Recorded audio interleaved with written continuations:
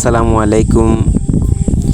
আপনারা দেখতেছেন এখন আমার ইনকিউবেটর মেশিনে ডিম বসিয়েছি। তো আলহামদুলিল্লাহ সবগুলো থেকে যেন সুস্থভাবে বাচ্চা ফুটে বের হয়ে দোয়া করবেন।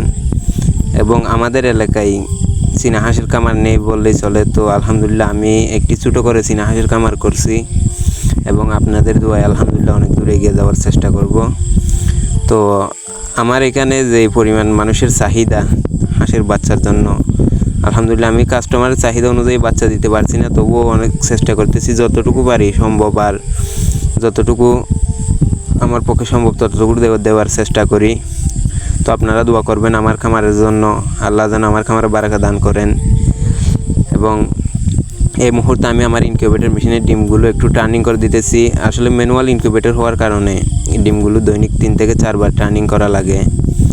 তো আপনারা সবাই দোয়া করবেন। এবং আমার কাছে সুমন ভাইয়ের কিছু হাঁসের বাচ্চা আছে, তো মাত্র 8 পিস মতো বাচ্চা আছে। তো আলহামদুলিল্লাহ সেগুলো বর্তমান বোর্ডিং অবস্থায় আছে। এই যে দেখেন বাচ্চাগুলো দেখতে কত সুন্দর জোরে বাচ্চা।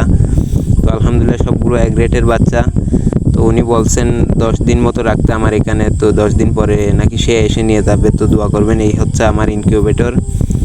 তো সবাই মাশাআল্লাহ বলবেন এবং আমার খামারের জন্য দোয়া করবেন।